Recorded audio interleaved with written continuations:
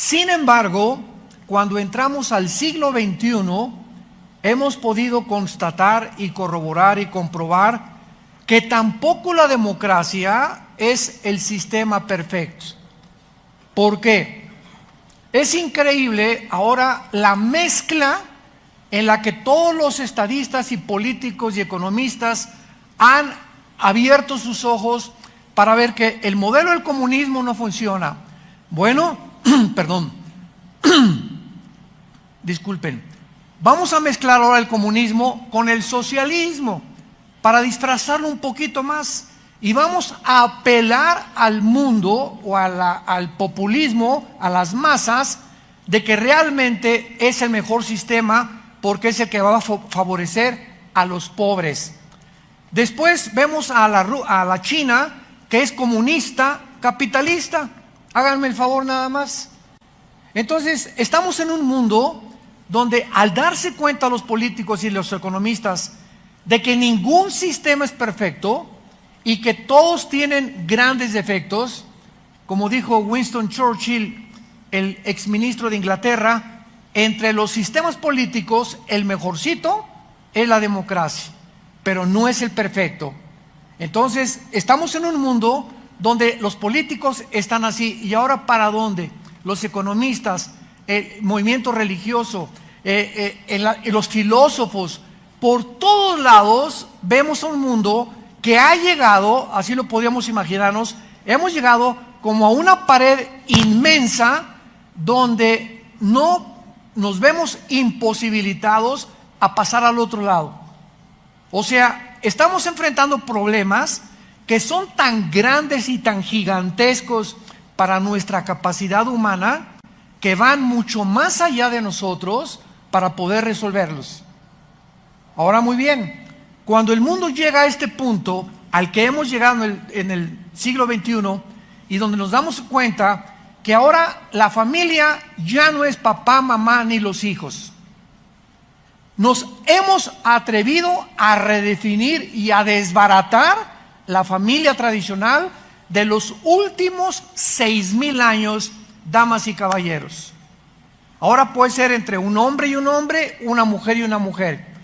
Y al llegar a esta magnitud de problemas, donde hasta la moral, la familia, el matrimonio, la política se está redefiniendo, nos enfrentamos con la incógnita más grande.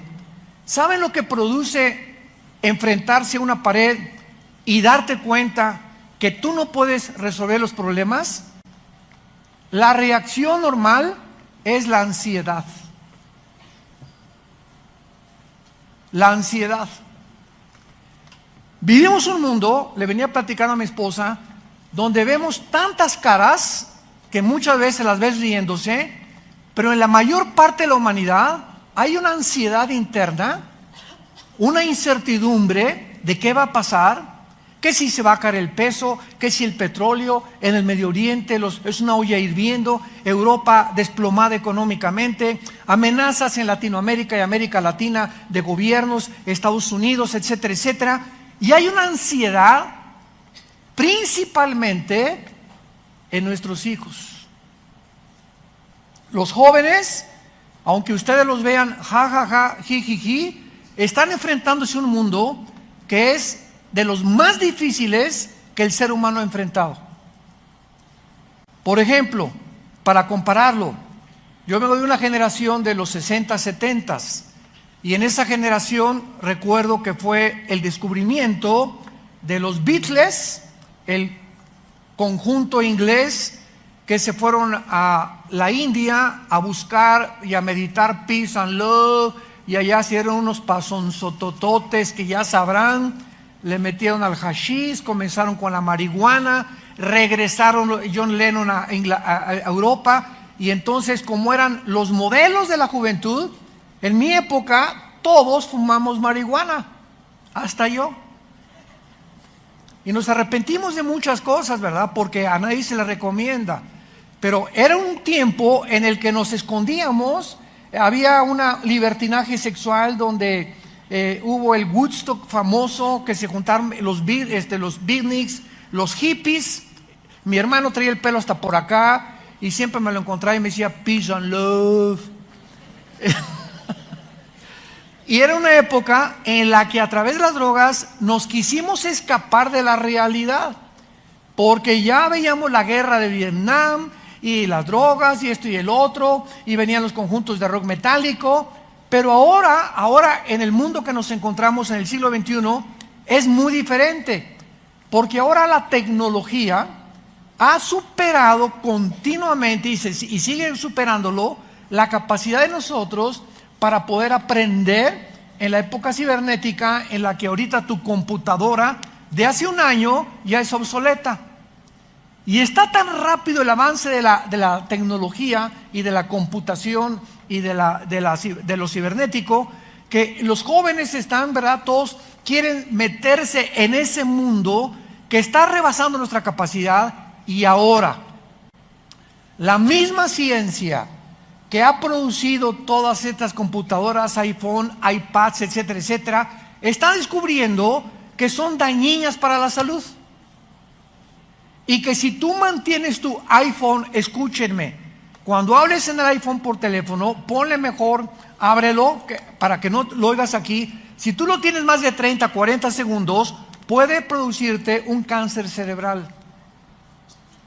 Puede alterar tus neuronas, tu sistema neurológico del cerebro. Si tú estás leyendo, mi esposa ya casi la convenzo, porque le encanta leer libros en su iPad. Yo sigo comprando mis libros así, con papel y con todo, y los subrayo. Me choca verlo, porque si te mantienes viendo eso, emiten radiación. De alguna forma hay algo que está afectando la retina de tus ojos. Entonces, es increíble que lo que nosotros desarrollamos y creemos que va a traer la solución a los problemas, y vamos a la luna, y ahora esto, y todo eléctrico, y la robotización, y el transhumanismo, se vuelven contra nosotros mismos. Y cuando nos damos cuenta que el monstruo, el Frankenstein que estamos construyendo, nos está comiendo, y que no es como nosotros creíamos, viene la ansiedad, viene la frustración, viene lo que los ateos del siglo XX dijeron, la desesperación. Vivimos un mundo neurótico, un mundo desesperado, un mundo lleno de ansiedad de los niños, los jóvenes, un mundo degradado. Es un basurero moralmente. Y ante esta situación, vemos nosotros en Isaías capítulo 24, que hace 2700 años, damas y caballeros santos de Dios, hace 2700 años, el profeta Isaías, cuyos rollos fueron encontrados, señores arqueólogos que nos visitan, paleontólogos o todos ustedes que se dedican al estudio del ser humano, este libro de Isaías, con casi todos los del Antiguo Testamento, fueron encontrados para corroborar de que esto no es leyenda, ni lo inventaron en los rollos del Mar Muerto, que se llaman los rollos de Qumran, 1947-1948. Pasaron por ahí un grupo de personas y encontraron en unas vasijas de barro estos rollos escritos en el hebreo original. Por ejemplo, el año que entra vamos a ir a Israel, si Dios lo permite, en junio, y cuando vayamos al Museo del Holocausto, todo en medio del Museo del Holocausto en Jerusalén, se encuentra todo el libro de Isaías, tal como lo encontraron en los rollos del Mar Muerto. Así está alrededor. Ya lo puedes ver, los papiros, ahí están los originales, y es exactamente como lo tenemos en la Biblia. Así que por favor, mira, si tienes maestros ateos en tu escuela, ya están atrasados 50 años, porque ya el ateísmo, como otro sistema de pensamiento, está siendo insostenible filosóficamente. ¿Escuchaste lo que dije? Cuando alguien se atreva a decirte soy ateo, ¿sabes lo que esa persona te está diciendo? Que él es Dios.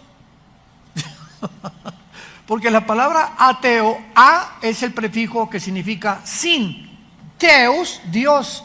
Ateo, sin Dios. Cuando una persona dice, yo no tengo que sujetarme a ninguna deidad, ni a ningunos mandamientos, ni a ninguna ley moral, porque para mí no existe nada fuera de mí mismo, en ese momento le contestas, pues tú eres Dios. Porque te has endiosado. Porque en el momento que alguien rechaza algo trascendental, te estás convirtiendo en Dios. Y le contestas tú a tu maestro ateo, usted dice que no es que niega la existencia de Dios, simplemente sabe por qué la niega la existencia de Dios, porque usted quiere convertirse en un Dios. Usted quiere hacer sus 10 mandamientos, sus leyes morales, sus leyes de conducta. A usted nadie le va a decir que es bueno y que es malo, ¿verdad? Amén, maestro. Y no te vas a saber qué contestar. Filosóficamente se demostró por los grandes filósofos como Kant hace algunos siglos en Europa que a través de la razón se podía contradecir la misma razón filosóficamente. Entonces, ¿en qué tiempo nos encontramos tan caótico? ¿Existe alguna razón bíblica para que podamos juzgar nosotros qué tan cerca estamos realmente del fin? ¿Podemos afirmar con la Biblia que será dentro de 5 años, 10 años o 50 años este fin que la Biblia profetizó? Y la respuesta es claro que sí, absolutamente, porque Dios no nos ha dejado en tinieblas. Esta es la razón por la cual continuamente el Nuevo Testamento nos dice, velad y orad, que cuando el Señor venga no te encuentre así. La parábola de las vírgenes, que 5 tenían aceite, 5 no tenían aceite, que es el Espíritu Santo, vino el Señor y se quedaron, porque tenían la Biblia, pero sin el aceite, sin el Espíritu Santo. O sea, no eran salvas realmente. El último mensaje a la iglesia de la Odisea, Apocalipsis capítulo 3. He aquí estoy a la puerta y llamo. Una iglesia que se decía cristiana y no tenía Cristo. Virgen del Socorro. He aquí estoy a la puerta y llamo. Cristo llamando a esta iglesia que lo dejaran entrar. ¿Cuántas iglesias que se dicen cristianas y tienen entretenimiento y tienen esto y tienen el otro, pero no tienen a Jesús? Increíble. Y de estas 7 iglesias del Apocalipsis, 5 son llamadas a arrepentirse. Démonos cuenta, damas y caballeros, santos de Dios, que esto es algo serio. Y si Cristo no llega hoy, ahorita saliendo, o mañana, o dentro de 12 días, o el próximo año, va a llegar a tu vida, tal vez hoy saliendo, si tú te mueres. Y tú puedes en cualquier momento caer muerto de un ataque cardíaco, te puede atropellar un carro, una bala perdida, una embolia cerebral. Llegas al médico, oiga, yo tomo vitaminas, me siento sano, discúlpeme, la radiografía dice que usted tiene cáncer y tiene usted una metástasis de cáncer donde ya se ha extendido y le doy 6 meses de vida. Y de repente todo en tu vida cambia de la noche a la mañana. Cuando sabes que tienes días para enfrentarte con Dios como tu juez. Y tus planes que tenías y tus proyectos que tenías y todas las cosas con las que tú soñabas, de repente se reducen a la nada por la realidad que todos nosotros queremos ignorar. Nos tenemos tarde o temprano que morir. Y la muerte no respeta a niños, ni jóvenes, ni tercera edad, ni cuarta edad, ni quinta edad, si es que existen. Entonces, estamos en un mundo muy incierto, donde vamos a tratar a través de esta serie a investigar, y ojalá le pido a Dios que todos ustedes en esta mañana hayan traído su Biblia. Porque los que no trajeron su Biblia y los que siguen acostumbrándose a ir a la iglesia, porque aquí se pasan de vez en cuando en las pantallas versículos y no entiendes que la tienes que tener en tus rodillas, en la iglesia el domingo, hojearla, buscarla y checarla, no vas a tener realmente la bendición que Dios quiere darte. Porque ya es una costumbre que llegan a la iglesia sin Biblia. Imagínense el partido América Chivas sin pelota. ¿Cómo puede un partido de fútbol jugarse sin pelota? Y venir a la iglesia sin Biblia es como venir a un partido sin pelota. Muy bien. Antes que nada, veamos en primer lugar que Dios ha establecido un patrón profético bíblico. Dios ha establecido un patrón que va a gobernar toda la historia, como lo vamos a comprobar, desde el principio de la creación de los 6 días y el 7º descanso, hasta que Jesucristo regrese. Este patrón, por eso es tan importante, y les pedí que traigan su Biblia, porque lo vamos a ver en la Biblia, ha influido al ser humano en muchas generaciones y en muchas épocas de la historia, el patrón que voy ahorita a compartirles, porque es el patrón de las semanas de su calendario.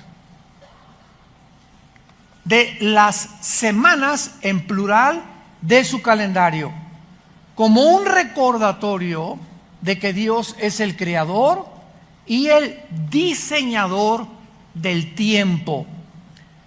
Nos va la Biblia a revelar que Dios tiene un plan perfecto para el universo, un propósito específico, y está compuesto y basado en este patrón de los 6 días y el 7º de descanso, que se convierte en Israel. Tenía Israel días de años y días de semanas.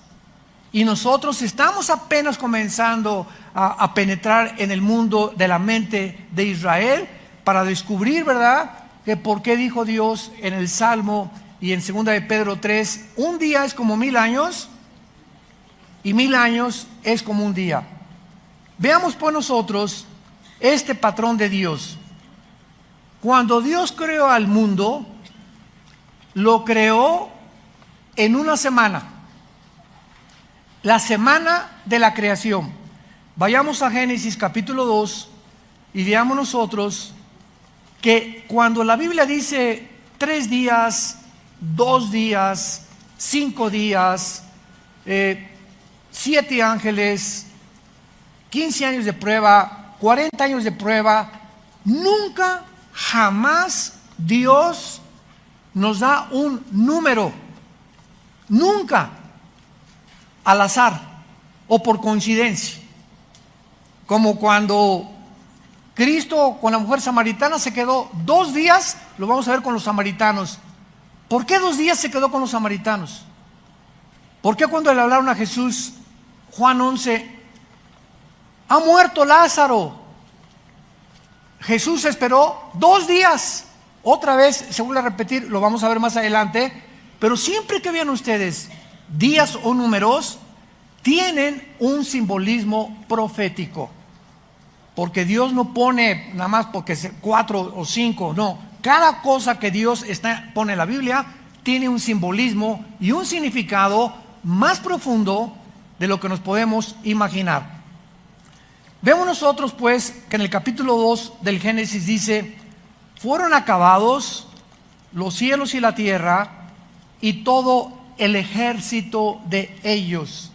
Cuando la Biblia menciona el ejército, está hablando de los serafines, querubines, los ángeles y los hijos de Dios.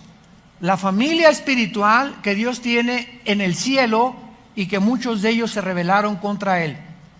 Y que esos que se rebelaron contra Él, que se les llama los hijos de Dios, cuando Babel, se juntaron en Babel, Génesis 11, para decirle a Dios, no queremos poblar la tierra, desobedecer el mandamiento, dispérsense y pueblen la tierra, Dios confunde sus lenguajes y dice Deuteronomio 5 y Deuteronomio 32 del 8 al 9 que ahí de Babel hasta nuestros días Dios le entrega a los principados satánicos las naciones del mundo para gobernarlas.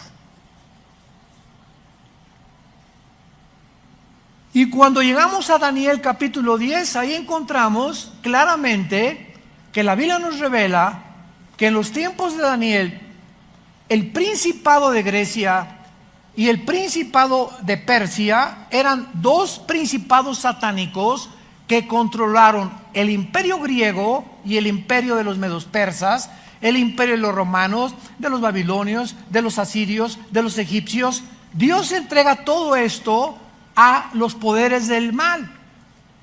Y al mismo tiempo que Dios entrega a las naciones, otro capítulo después, en el capítulo 12 del Génesis, Dios llama a Abraham.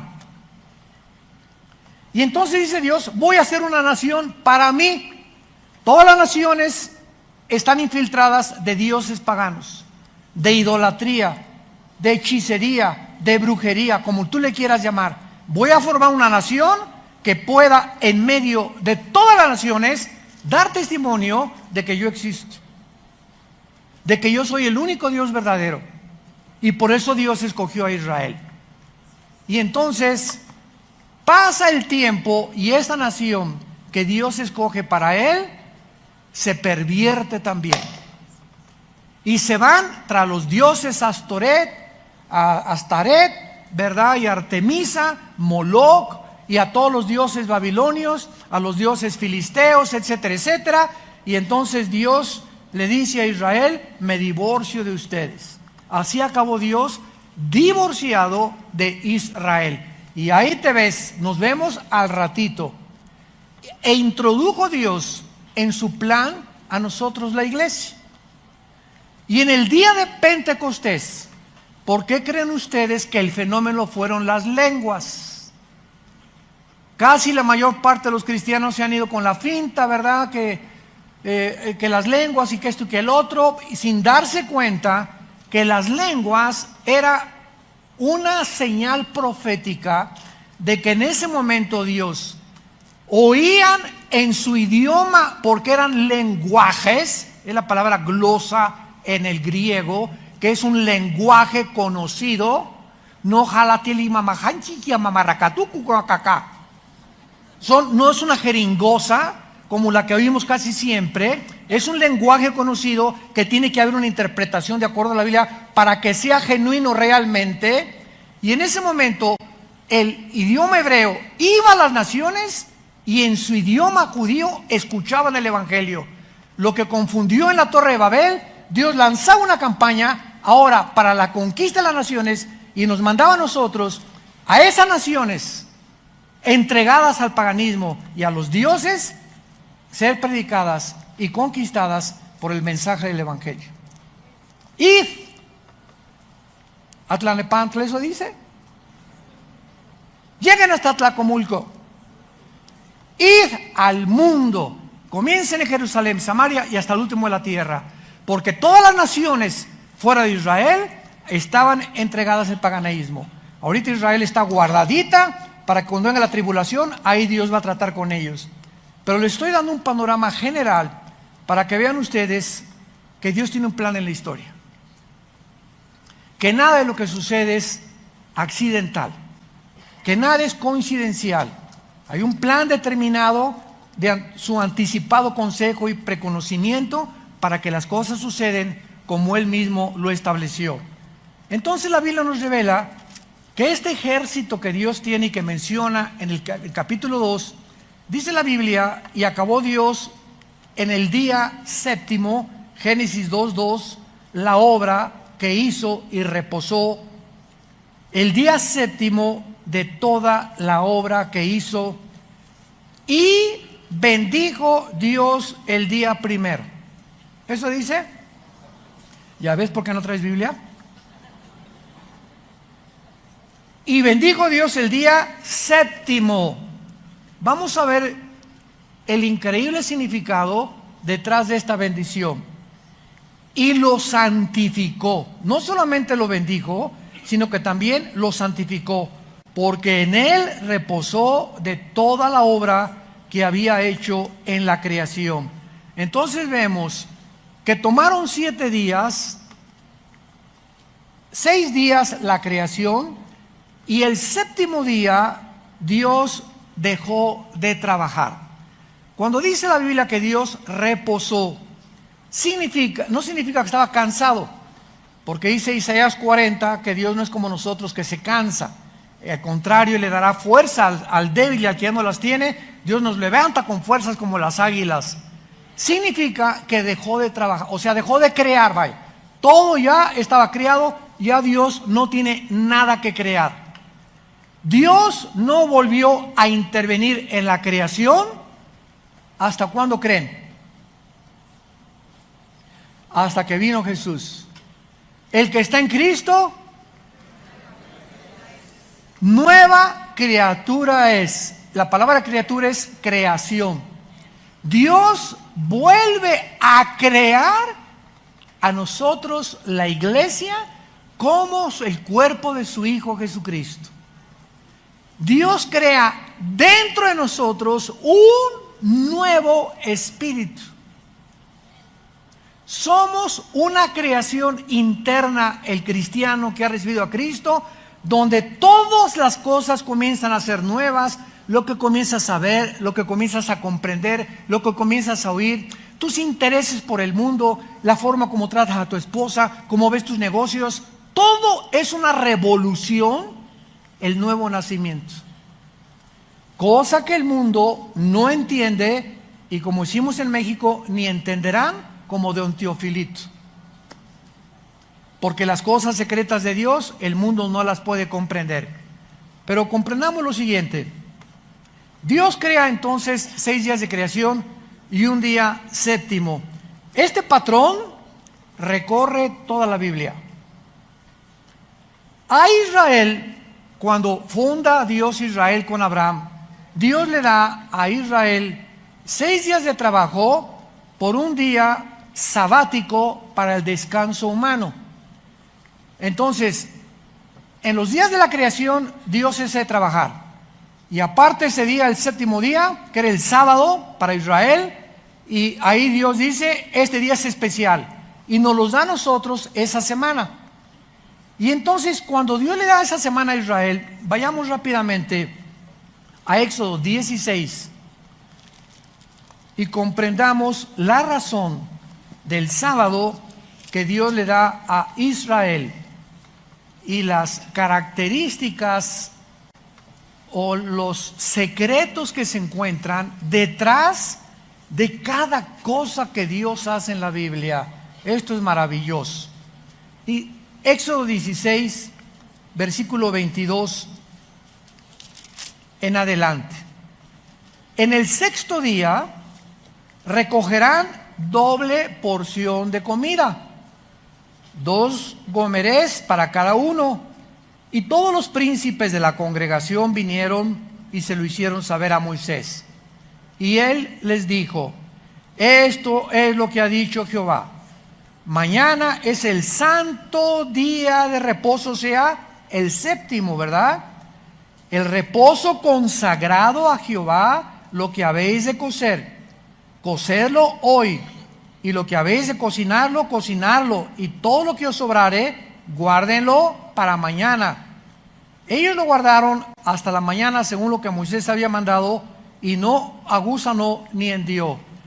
Dios tenía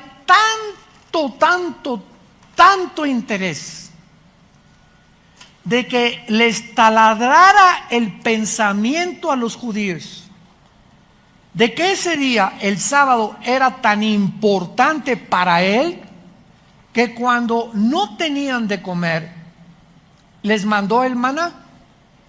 Y les dijo, ahí los probó Dios para ver si lo tenían bien taladrado y tenían sus convicciones profundas. Durante 6 días, recoge el maná, recojan el maná. Las personas que recojan y digan, híjole, pero ¿nos alcanzará para mañana? ¿Y si se me pudre hoy? No. A ver, vieja, échale aquí, guárdalo aquí, unas bolsitas de plástico, unos doggy bags, y vamos a llevárnoslos aquí por si nos echa a perder.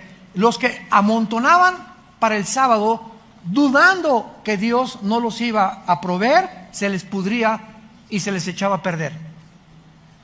¿Cuál era la razón por la cual se les echaba a perder? Porque Dios, vamos a ver primero la salud. Nunca se han preguntado ustedes, señores ateos que nos ven por la televisión o si los hay aquí presentes, nunca se han preguntado quién inventó la semana de 7 días.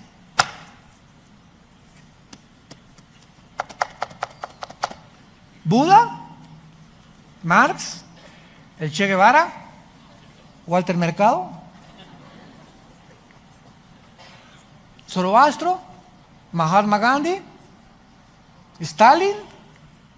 ¿Quién inventó la semana de 7 días? ¿De dónde salió? 6 días por 1, 6 días por 1, 6 días por 1. Y ahora la ciencia y los estudiosos del cerebro y del comportamiento de la conducta humana han llegado a reconocer y a comprobar hasta el siglo XXI que las personas que no dediquen, y no tiene que ser el sábado, si tú trabajas el domingo, hoy, ¿verdad? Y descansas en tu hotel mañana, ese es tu día de descanso. Lo importante es lo siguiente, que Dios ha diseñado el cuerpo humano para que descanse.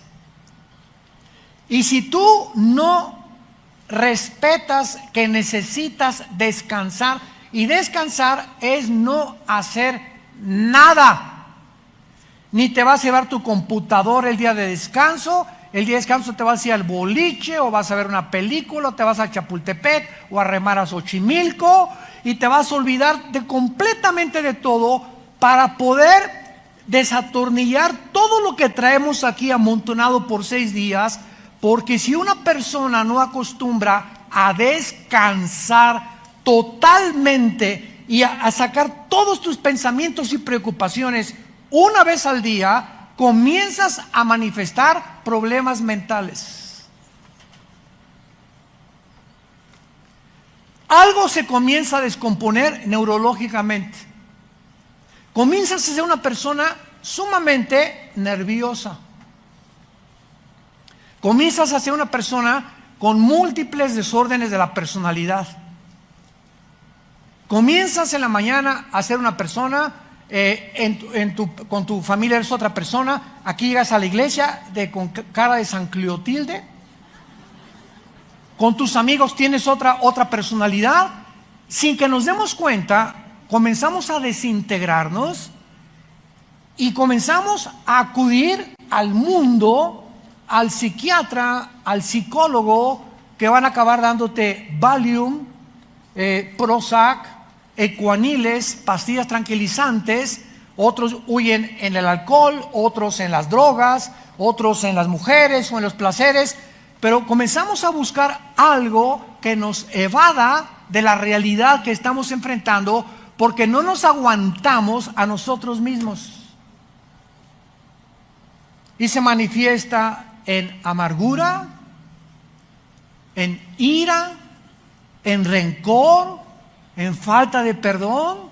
Y ahí estás dentro, ahí traes un veneno entre ti que te está infectando, que ya no has perdonado a tu cuñada de hace 2 meses, o a tu ex esposo de hace 1 año, o a tus papás, o a tus hijos, etcétera, etcétera. Y todo eso comienza a autodestruirnos, a desintegrarnos sin que nos demos cuenta. Y todo se refleja aquí en la mente.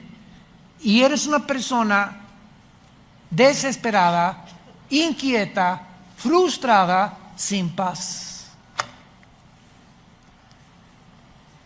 Y si no tienes paz, tú no puedes venir a Dios. Tú no puedes venir en ese estado a creer que Dios te va a hablar en la Biblia. Porque tenemos que venir a la Biblia tranquilos, fuera amargura, fuera todo lo que sea fuera, Señor, dependo completamente de ti. A mi hijo no lo voy a cambiar, a mi hija no la voy a cambiar. El matrimonio de mis hijos está mal, que se bañen, que se arreglen, los aconsejamos, Pero los problemas externos de nuestro matrimonio, nunca permitas que entren a tu matrimonio. Ni que descompongan la paz entre tú y tu esposa, entre tú y tu esposo. Yo les he dicho en los seminarios que tenemos allá en la Riviera, a los matrimonios de nuestros hijos, oramos, pero nosotros no somos dioses para cambiarlos. Y les aconsejamos, pero tú no puedes estar 3 meses, hermano, y mi hijo, y ya se quiere usar, que se divorcie y que recoja sus responsabilidades y las decisiones que él está tomando. No podemos ya pagar por los demás, entendámoslo. Ezequiel 18, los padres no son culpables de los pecados de los hijos, ni los hijos de los pecados de los padres. Necesitamos paz. Y necesitamos entregar toda nuestra ansiedad a la cruz. Padre, ahí está mi hijo. Yo no soy Dios, yo no voy a cambiar a mi hijo, no voy a cambiar a mi nuera, ni a mi yerno tampoco. No voy a cambiar a mi perro tampoco, que ladra y ladra todas las noches. No voy a cambiar no vamos a cambiar a nadie. Quisiéramos tener los hilos, ¿verdad? Y controlar las vidas de todos los demás. Y ya se fue mi hijo, que se vaya. Ya Dios nos los entregó y oramos por ellos. Y si les va mal, van a aprender a través de lo que les vaya mal. Pero no podemos afectar la corta vida que Dios nos ha dado con problemas de los demás. Lo único que podemos orar es orar. Que México por aquí y por allá, no podemos cambiar al gobierno. Dios permite los gobiernos que tenemos. La única forma es orar por los gobernantes. Vamos a hacer un desfile en la calle, arriba la bandera, muere el gobierno. Eso los cristianos no lo podemos hacer. Somos la conciencia y podemos decir, estamos en contra del aborto, estamos en contra de los matrimonios gays, estamos en contra de estos, pero jamás hacer protestas ni unirnos a desfiles en contra del gobierno. Romanos 13, porque las autoridades han sido establecidas por Dios. No hay nunca en el Nuevo Testamento, escuchémoslo, nunca ningún apóstol hablando mal contra Roma, que fue el peor gobierno que ha habido en la historia, que los echaban a los leones. ¿Y qué dice la Biblia? Romanos, Pablo, Pedro, oren por vuestros gobernantes, sométanse a sus autoridades. Cuando ya no podemos someternos, es cuando nos digan, no se puede leer la Biblia, discúlpeme, ahí sí no nos sometemos. Ya no se pueden reunir, discúlpenos, y ahí no nos sometemos. Tenemos que someternos. Por eso los cristianos se reunían en las catacumbas, se escondían, porque el gobierno de Roma no les podía prohibir reunirse, porque era una ley que estaba invalidando una ley superior, que era la ley de Dios. Es como una esposa, esposo, estoy sujeta contigo y te obedezco, pero a mí no me obligas a ver pornografía. A mí no me pones una mano, porque eso no es sujeción, eso es mansedumbre. Entonces todo tiene límites, y esos límites los tenemos que conocer, porque si no los conocemos, somos víctimas de las personas y del diablo, que las usa para quitarnos la paz, para atormentarnos y para abortar el plan de Dios en nuestra vida. Porque no traemos la Biblia ni siquiera el domingo a la iglesia. Y si la leemos entre semana, allá de vez en cuando, cada 15 días. Muy bien. Esta semana que Dios le da a Israel tiene un trasfondo mental y psicológico también. Necesitamos descansar. Necesitamos descansar. Acostumbra, disciplínate un día a la semana, no hacer nada. Vete con tus hijos, distráete, boliche, una buena película, etcétera, etcétera, no sé, jugar cartas ahí en tu casa, sin apostar desde luego, ¿verdad? Dominó, ajedrez, en fin, la cuestión es completamente aislarnos de todo lo de la semana y estar pensando y poder darle tranquilidad, porque las neuronas de nuestro cerebro necesitan no estar así todo el día, porque es una electricidad lo que tenemos dentro. Todo es eléctrico aquí adentro. Y si tú estás siempre así, están así tus neuronas y vas a explotar. ¿Y qué va a ser el resultado? ¡Ah! Vas a golpear a tu esposa, quítame estos hijos y no me toquen ahorita. Y llegamos a un punto de desesperación. Te atraviesan el tráfico y sacas la pistola. ¿Y por qué te me atravesaste y le echas el carro encima? Porque dentro de ti traes un volcán. ¿De dónde viene ese volcán? que no has podido frenar tus emociones porque necesitas descanso. Qué increíble que pueda estar la raíz en esa falta de tranquilidad que no tienes. Porque tú has creído que el trabajar, no, como los japoneses, noche y día, noche y día, noche y día, ese es un hombre de trabajo. Es un bruto, diría mi abuelita. Muy bien. Ahora, este principio de los 7 días por un descanso, Dios se lo dio a Israel. En el Nuevo Testamento jamás se vuelve a mencionar el Shabbat. Nunca. Se menciona en los evangelios que estaban bajo la ley, pero de los Hechos al Apocalipsis, Hechos capítulo 14, 1 Corintios capítulo 16, los apóstoles dejaron el sábado, el 7º día, y ahora a la iglesia, Israel es una entidad y la iglesia es otra entidad. A Israel el 7º día, a nosotros el primer día. ¿Qué es hoy? El domingo. Es el primer día de la semana. Y vemos nosotros que los apóstoles comenzaron ya a reunirse, Hechos 14, 1 Corintios 16, el primer día de la semana. ¿Por qué? Porque Cristo resucita el primer día de la semana, inaugurando la época de la gracia. Y el Espíritu Santo viene en Pentecostés, el domingo también, el primer día de la semana. Entonces, vemos la diferencia nosotros en lo que significaba para Israel y en lo que significa para nosotros. Pero aquí hay algo extraordinario. Dios le da a Israel el patrón de la semana de años, que se llama el Shemitah, si lo quieres apuntar en el hebreo, o que es conocido también como el jubileo. En otras palabras, todos los esclavos, todos los siervos, y cuando hablamos de esclavos en la Biblia, por la mala interpretación y la mala comprensión que la gente tiene, es que la Biblia tenían esclavos. La palabra doulos, se escribe doulos en el original, no significa una persona que tienes para humillarla, como lo hicieron en Estados Unidos con los afroamericanos, ¿verdad? Que los latigueaban, y un esclavo, creemos nosotros que tú vas a hacer lo que yo quiera y tu esposa es mía, o lo que, etcétera, etcétera. Eso es la esclavitud completamente llevada al extremo. La palabra doulos significa sirvientes domésticos. Tenemos nosotros aquí en Toluca una muchacha que nos va a cocinar, es nuestra sirvienta doméstica, y la tratamos, se sienta a desayunar con nosotros también, la tratamos como un ser humano, tratamos de velar que esté bien, etcétera, etcétera. Hay choferes en Villanueva para el Mundo, hay secretarias. Todo aquel que presta un servicio es una persona que se le llama siervo, y el más grande de todos fue Jesucristo. El creador de los cielos baja al mundo a servirnos y a desbaratar el concepto que se tenía, que la persona que sirve entonces es mayor que los que le sirven. Y Jesús dice, no, el más grande es el que sirve que el que es servido. Y yo he venido para servirlos a ustedes, y el mayor entre ustedes es el que sirve a los demás. Nosotros los pastores, cuando buscamos personas a quienes darles responsabilidades, ¿saben qué buscamos?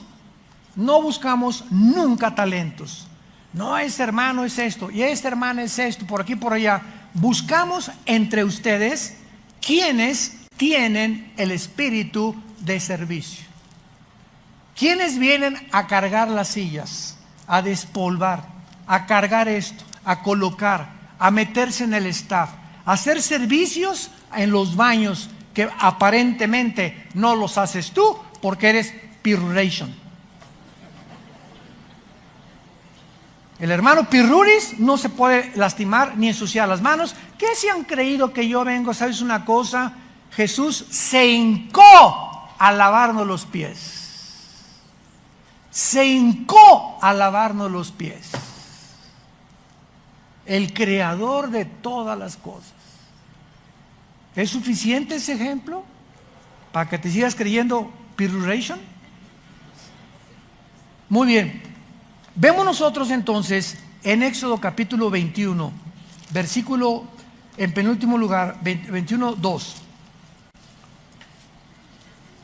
Si comprares siervo hebreo, 6 años servirá, mas al 7º saldrá libre de balde. Todo esclavo o todo sirviente o todo empleado doméstico nada más podía, no de por vida, solamente 6 años debía de trabajar. Y el amo le debería decir: Pancho, ya llevas 6 años conmigo, ahora eres libre para hacer lo que tú quieras. Si quieres seguir trabajando conmigo, lo puedes hacer, pero ya no tienes la obligación de servir en mi casa. Se llamaba el Shemita. Y a los 50 años, después de cada 49 años, el año 50º era un día en el que se dejaba ir a los esclavos y se perdonaban las deudas. Si tú debías algo a alguien, no te las podían cobrar. Nadie dijo amén. No te conviene, ¿verdad? No, a mí que me paguen. Bueno, todo esto tenía un simbolismo tremendo. Ahora, es interesante que estos 6 días, que eran semanales, se convierten en 6,000 años. Porque estaba escondido de entre la semana de creación, la semana de los años. Sígueme con cuidado. De Adán a Abraham, apúntalo, hubo 2,000 años. De Abraham a Cristo, 2,000 años. Ya llevamos 4,000 años. Y de Cristo a nuestros días, ¿cuántos llevamos? ¿Perdón? Ya casi 2,000 años. Ahora, muy bien. Si el 7º año o los otros 1,000 años que siguen es el milenio, nos encontramos al final de los 6,000 años. ¿Cómo podemos? Aquí viene la cuestión, lo vamos a contestar en la otra conferencia. ¿Cómo podemos nosotros comprobar, corroborar cuántos años llevamos? Porque el calendario se cambió. El Papa Gregorio cambió el calendario de los judíos lunar de 360 días al calendario solar que nosotros tenemos de 365 días, minutos y segundos. Entonces, en este cambio de calendario, recordemos que en la Biblia los años son de 360 días y cada mes se contaba con la luna llena. Por eso el calendario judío comienza en Rosh Hashanah, que es en septiembre. El de nosotros, el 1 de enero, que es el calendario solar. Para los judíos, en marzo-abril es el Nisan, el inicio de las fiestas, y la culminación en septiembre y octubre, que es el Rosh Hashanah, el Yom Kippur y el Sukkot, que son las últimas 3 fiestas que no se han cumplido, y que la que falta es el Rosh Hashanah, que es las trompetas, que es el rapto de la iglesia. Bye. Es interesante cuando comenzamos a poner así todas las piezas del rompecabezas, porque la Biblia es un rompecabezas, armamos el rompecabezas y todo tiene sentido, todo se aclara. Pero Dios no quiere aclararle a todos o a todas las personas. Dios quiere aclararles el panorama y darles tranquilidad y paz y seguridad y esperanza únicamente a los que siguen a Jesús. Nada más. Hermana, yo soy cristiano. Una cosa es ser cristiano y otra cosa es ser discípulo. Juan 8, 31 y 32. A los que ya habían creído, Jesús les dijo: si ustedes permanecen en mi palabra, serán mis discípulos. Entonces las iglesias están llenas de personas que se dicen cristianas, pero no es cierto que siguen a Jesús. ¿Qué es seguir a Jesús? Todos los días, de noche y de día, Josué. De noche y de día. De noche y de día. Medita, lee, memoriza, estudia este libro de la ley. Cuando yo vea que de día y de noche, Señor, a las 12 del día, o que de día y de noche, yo nada más en la noche, o que la canción, hombre. ¿Qué es la fe? Creer lo que la Biblia dice. ¿Y por qué no lo haces? ¿Tienes fe? También los demonios la tienen. Y te ganan porque tiemblan, pero no hacen la voluntad de Dios. La fe, si no tiene obras, no es fe. Y por eso se justifica no la salvación, sino se declara públicamente y ante los ángeles y ante Dios que tú crees esto porque lo estás practicando. Si tú dices creo y no vives lo que tú crees, te engañas a ti mismo. Cuando tú hagas esto, de día y de noche, de día y de noche, todo lo que hagas prosperará. Te irá bien en todo lo que tú hagas, porque mi presencia, dice el Señor, irá contigo. Porque yo honro a los que me honran.